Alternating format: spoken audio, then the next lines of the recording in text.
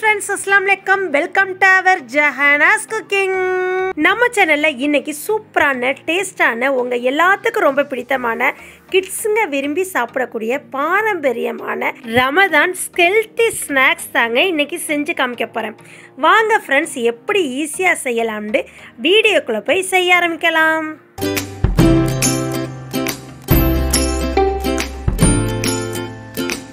இந்த ஸ்நாக்ஸ் செய்கிறதுக்கு தேவையான நான் இன்க்ரீடியன்ட்ஸ்லாம் எடுத்துக்கிறேங்க.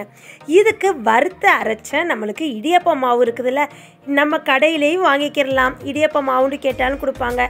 வறுத்து அரைச்ச இடியப்ப மாவு வாங்கிக்கிட்டு அதில் 2 உலக்கு, நீங்கள் காப்பிடி உலக்கில் 2 உலக்குக்கு நான் எடுத்திருக்கேங்க. அதுக்கப்புறம் 3லேருந்து 4 ஏலக்காவும் 1 டீஸ்பூன் சோம்பும் லைட்டாக வறுத்து வச்சுக்கிறணும். இது நல்ல வாசமனத்தை தரும். இது பேர் என்னடா இன்னும் சொல்லலையேன்னு நீங்கள் நினைப்பீங்க. இதுக்கு பேர் பிலாவெதன்னு சொல்லுவாங்க, இல்லாட்டி சூர்க்கத்தி பணியாரம்னு சொல்லுவாங்க. இந்த பணியாரம் ரமலான் மாதத்தில் கடைசி 10ல் செய்வாங்கங்க. வெள்ளை உங்களுக்கு தேவைக்கேற்ப நான் இங்கே 2 டேபிள் ஸ்பூன் போட்டிருக்கேன். வெள்ளையும் கருப்பை லைட்டாக வறுத்து போட்டிருக்கேன். பொட்டுக்கடலை 50 கிராமுங்க. 50 கிராம் லைட்டாக வறுத்து வச்சுக்கணும். நெக்ஸ்ட் இன்க்ரீடியன்ட்ஸ் 100 கிராமுக்கு பாசி பருப்புங்க. இந்த பாசி பருப்பை லைட்டாக பொன் சிவப்பாக வறுத்து வச்சுக்கிறணும். நெக்ஸ்ட்டு மண்டை வெல்லம் இல்லை அச்சு வெல்லம் இல்லாட்டி கருப்பட்டி. இதில் நான் 2 உலக்கு, காப்பிடி உலக்கில் 2 உலக்குக்கு 1/2 கிலோ எடுத்திருக்கேங்க.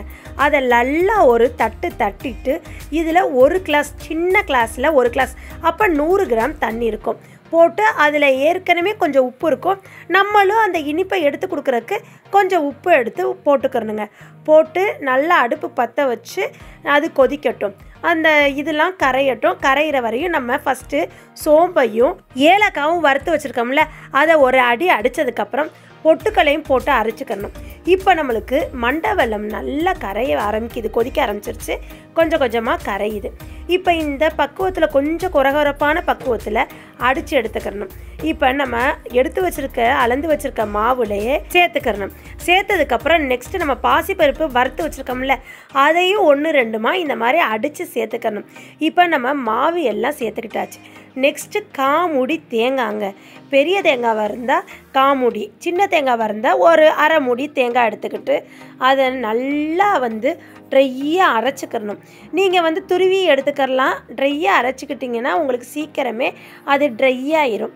இப்போ வெறும் சட்டியில் போட்டு நல்லா வதக்கிக்கிறணுங்க. நல்லா வதக்குனா இந்த மாதிரி வரும். அதுக்கப்புறம் லைட்டாக எண்ணெய் பிரிஞ்சு சட்டிலெல்லாம் தெரியும். அப்போ நம்ம அடுப்பை ஆஃப் பண்ணிவிட்டு அதை நல்லா ஆற வச்சுக்கணும். இப்போ நம்மளுக்கு இன்க்ரீடியன்ஸ் எல்லாமே எடுத்து நம்மளுக்கு ரெடி பண்ணி வச்சாச்சு. நம்மளுக்கு மண்டை வெல்லமுமே கரைஞ்சிருச்சு. இப்போ கரைஞ்சதுக்கப்புறம் அதை நல்லா ஃபேனில் ஆற வச்சுக்கணும். சூடோடு நீங்கள் போட்டு கிளறி கிண்டி வச்சிங்கன்னா நம்ம எண்ணெயில் போடுறப்ப மாவு அப்படியே உதிரியாக எண்ணெயில் ஃபுல்லாக வந்துடும். அதுக்காண்டி நம்ம நல்லா ஆற வச்சுக்கணும்.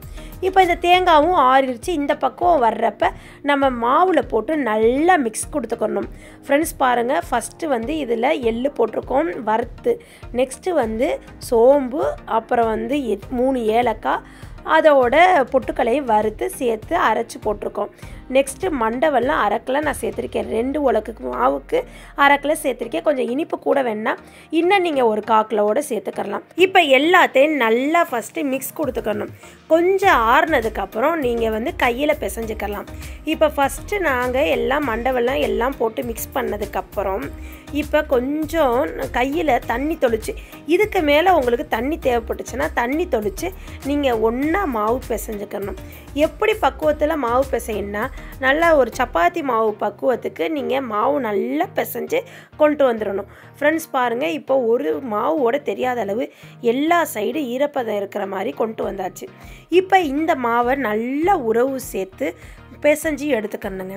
இந்த பணியாரம் எப்போ நாங்கள் நன்னி வீட்டுக்கு லீவில் போனாலும், பாட்டி வீடுன்னு சொல்லுவாங்க, அவங்க வீட்டுக்கு லீவில் போனாலும் இந்த ரமலான் மாதத்தில் இந்த பணியாரம், சூடு கத்தி பணியாரங்கிறது வேறு ஒன்றும் இல்லைங்க. கத்தியில் அந்த கேக் மாதிரி நறுக்குவாங்க. நம்ம இப்போ லேட்டஸ்ட்டாக கேக்குன்னு சொல்லுவோம், அவங்க சூர்க்கத்தியில் நறுக்கிறனால இந்த சூர்க்கத்தி பணியாரம்னு சொல்கிறாங்க. நெக்ஸ்ட்டு இதை பிலாவெத சைஸுக்கு அதை உருட்டி போடுறதுனால பெலாவத பணியாரம்னு சொல்லுவாங்க. இதை 2 விதமாக கடைசி ரம்ஜானில் 30 நோம்புலையும் கடைசி 10 நோம்புக்கு இந்த பலகாரம் செய்வாங்க. எனக்கு தெரிஞ்சு எங்கள் நன்னி வீட்டில் இந்த பலகாரம் செய்வாங்க. அதுக்கப்புறம் வந்து கசடு பணியாரம்னு சொல்லுவாங்க. அந்த கசடு பணியாரம் அடுத்து நான் வீடியோவில் செஞ்சு காமிக்கிறேன்.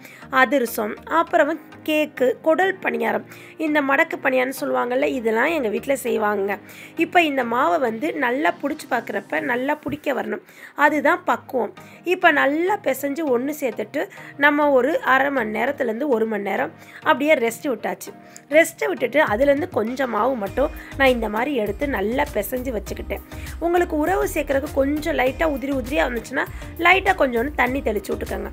தண்ணி தெளிச்சுட்டு இந்த மாதிரி கொஞ்சம் பெலாவத சைஸுக்கு ஒரு உருட்டிட்டு அந்த கையில் 2 ஆள்காட்டி விரலும் நடுவரிலே வச்சு ஒரு ப்ரெஸ் கொடுத்தீங்கன்னா இந்த மாதிரி ஷேப் வந்துடும். அதுபோக எங்கள் டாடி வந்து இந்த சூர்கத்தி பணியாரங்கிறது வேறு ஒன்றும் இல்லை, இந்த கத்தியை கொண்டு நம்ம கேக் மாதிரி வெட்டுறது தான் அவங்க சூர்கத்தி பணியாரம்னு சொல்கிறாங்க. இப்போ ஒரே மாவில் நான் 2 விதமான ஷேப்பில் பணியாரம் உங்களுக்கு செஞ்சு காமிச்சிட்டேன். அதுவும் இது பாரம்பரியமான எனக்கு விவரம் தெரிஞ்சதுலேருந்து அந்த காலத்துலேருந்தே எங்கள் பாட்டி நன்னி காலத்துலேருந்தே இந்த பணியாரம் வந்து ரமதான் மாதத்தில் செய்யக்கூடியதுங்க. இப்போ எல்லாம் கட் பண்ணி எல்லாம் செஞ்சு முடித்ததுக்கப்புறம் எண்ணெய் ரீஃபண்ட் ஆயில் தான் நான் ஊற்றுறேன். எண்ணெயை வந்து நல்லா மலண்டு ஊற்றிக்கணும். ஊற்றி முடிச்சுட்டு ஹை ஃப்ளேமில் வச்சு எண்ணெய் காஞ்சதுக்கப்புறம் நம்ம ஒவ்வொரு பணியாரமாக எடுத்து போட்டதுக்கப்புறம் அதை லோ ஃப்ளேமில் வச்சு நிறுத்தி நிதானமாக வேக விடணுங்க. இதே மாதிரி இந்த கேக் மாதிரி செஞ்ச பணியாரத்தை சரி, பெலாவத மாதிரி செஞ்ச பணியாரத்தை சரி, எல்லாத்தையும் இந்த மிதமான சூட்டில் போட்டு நம்ம வேக வச்சு இந்த பக்குவத்தில் நம்ம எடுத்துக்கிறணும். இதை நீங்கள் சாப்பிட்டு பார்த்தீங்கன்னா அவ்வளோ டேஸ்ட்டாக இருக்கும். இதில் அவ்வளோ சத்து நிறைஞ்சது. உங்கள் கிட்ஸுங்களுக்கெல்லாம் ரொம்பவே சத்தானது, ஹெல்த்தி ஸ்நாக்ஸுங்க இது. இப்போ ஃபஸ்ட்டு வந்து அந்த சூர்கத்தி பணியாரன்ற கேக் மாடலில் உள்ள பணியாரத்தை பொடிச்சு எடுத்துட்டேன். இப்போ நெக்ஸ்ட்டு வந்து இந்த பிலாவத மாதிரி இருக்குது பாருங்கள், இந்த பணியாரத்தையும் போட்டு இந்த மாதிரி மிதமான சூட்டில் பொரிச்சு எடுத்துக்கிட்டாச்சு.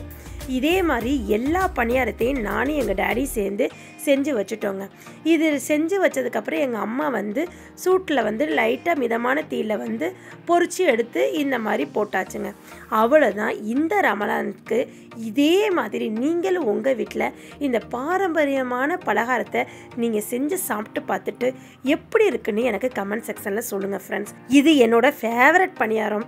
இது எனக்கும் எங்கள் டாடிக்கும் ரொம்பவே பிடிக்கும். அதனால் இந்த பணியாரத்தை நீங்களும் செஞ்சு சாப்பிட்டு பார்க்கட்டுன்னு தான் உங்களுக்கு இந்த வீடியோ போடுறேன். இதே மாதிரி இந்த பலகாரத்தை நீங்களும் செஞ்சு சாப்பிட்டு பார்த்துட்டு கமெண்ட் செக்ஷனில் சொல்லுங்கள். தெரிஞ்சவங்க தெரியாதவங்களுக்கு நீங்கள் ஷேர் பண்ணுங்கள். என்னோட வீடியோவை ஸ்கிப் பண்ணாமல் முழு வீடியோவும் பாருங்கள். லைக் பண்ணுங்கள், ஷேர் பண்ணுங்கள், கமெண்ட் பண்ணுங்கள். மறக்காமல் சப்ஸ்கிரைப் பண்ணிடுங்க ஃப்ரெண்ட்ஸ்.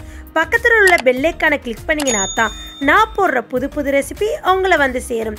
இதே போல் நெக்ஸ்ட்டு ஒரு அருமையான ரெசிப்பியில் உங்களை வந்து சந்திக்கிற வரை எனக்காண்டி வெயிட் பண்ணுங்கள். நெக்ஸ்ட் வீடியோவில் பார்ப்போம். தேங்க்யூ மக்களே. அஸ்ஸலாமு அலைக்கும். பாய் பாய்.